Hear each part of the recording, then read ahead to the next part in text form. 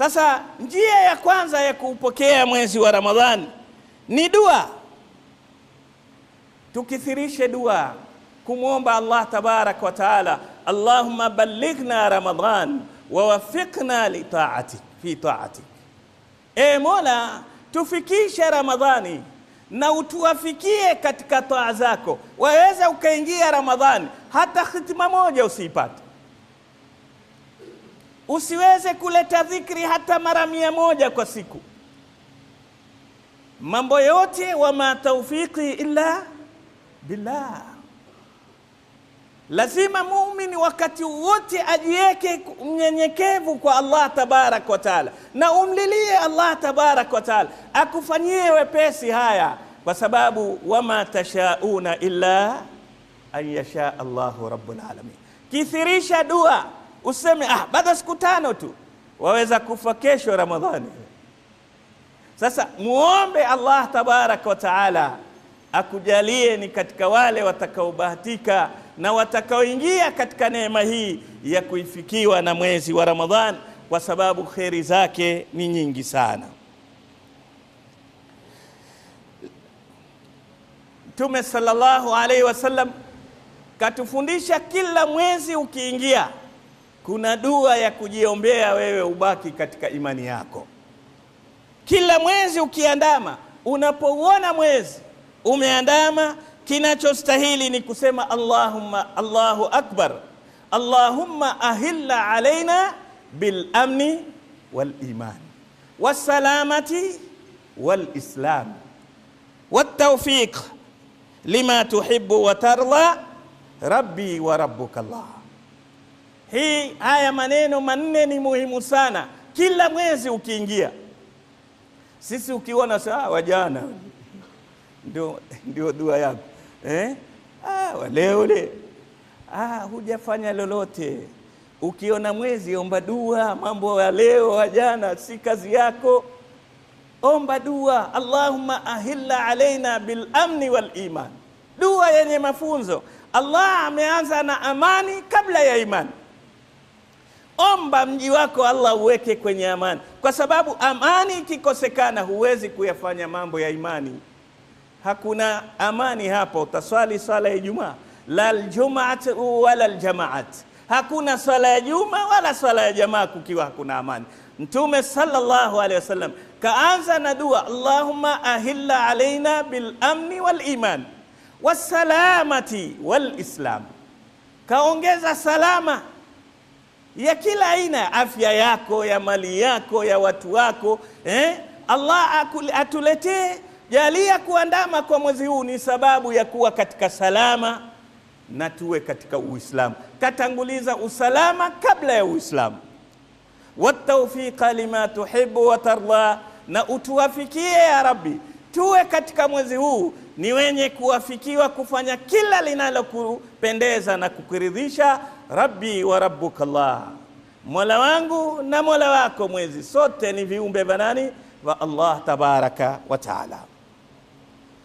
Njia ya pili ya kuupokea mwezi wa Ramadhani, kinachostahiki kufanywa ni kumshukuru Allah tabaraka wa taala kule kukujalia, kwa sababu wengi wameondoka na walokuwa na nia ya kufunga mwezi wa Ramadhani hivi tunavyoongea hawako.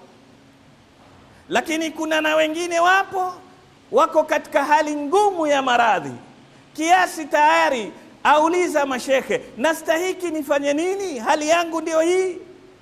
Sasa wewe mzima unaojitafutia visababu vya kutofunga, shekhe mimi, bwana mmoja aniuliza maswali, shekhe mimi nina sukari, nina pressure, nina ulcers, na nini? Nikamwambia nakufa. Maliza yote. Kama una maradhi yote hayo wewe, sasa nini yote asifunge? Subhanallah, wewe wajua ukifunga una khairi gani? Wa mtasumu fahuwa khairun lakum. Allah asema mkifunga ni khairi kubwa kwenu nyinyi. Kuna khairi nyingi mtaipata kufunga. Wewe wajiwekea vijisababu. Mtu mmoja ana maradhi karibu 7. Sasa yeye useme shekhe mimi nakufa, nafaa kufunga? Kwa hivyo Omba Allah, mshukuru Allah tabaraka wa taala kwamba mwezi umeingia na wewe uko hai. Kuna watu walitamani wafikiwe na Ramadhani. Imamu Nawawi rahimahullah katika maneno mazuri ya kushukuru asema, i'lam annahu yustahabbu liman tajaddadat lahu ni'matun dhahira aw indafa'at anhu naqmatun dhahira an yasjuda shukran lillahi ta'ala au an yuthniya bima huwa ahla. Ni katika jambo linalopendeza kwa mtu ambaye ameiona neema imemjia iliyo waziwazi au shari imemwapukia, au sujudu kwa ajili ya kumshukuru Allah, na kama hasujudu angalau aseme alhamdulillahi rabbil alamin. Ni neema. Jambo la tatu, alfarhu wal ibtihaj. Lazima udhihirishe kwamba umefurahia kujiliwa na Ramadhani. Uwe na mabadiliko katika maisha yako, uwe na mabadiliko katika nyumba yako, uwe na mabadiliko katika hali zako zote, kwa sababu Allah tabaraka wa taala kwa kuja mwezi wa Ramadhani amebadilisha mambo mbinguni. Kuna mambo mbinguni yamebadilishwa kwa ajili ya Ramadhani. Sasa ikiwa mbingu imebadilika kwa ajili ya Ramadhani, kwa nini wewe usibadilike ardhini? Mtume Muhammad sallallahu alaihi wasallam ilipokurubia Ramadhani aliwaambia maswahaba wake, ya ayuha nas jaakum shahru Ramadhan shahrun mubarak. Enyi watu, umewajia mwezi wa Ramadhani, mwezi uliobarikiwa. Kataballahu alaikum siyama, amefaradhia Allah mufunge katika mwezi huo. Lakini pia lengine, mabadiliko mbinguni. Fihi tuftahu abwabul jinan, huko mbinguni milango ya pepo yote imewekwa wazi, imebaki wazi, imefunguliwa yote. Lakini watughlaqu fihi abwabul jahim, na milango ya moto yote imefungwa. Sasa ikiwa mbingu imebadilishwa, badilisha nyumba yako. Ilikuwa ni nyumba ya vipindi na musalsal wa TV, funga TV hizo za upuzi. Badilisha hii nyumba iwe na mazingira mengine.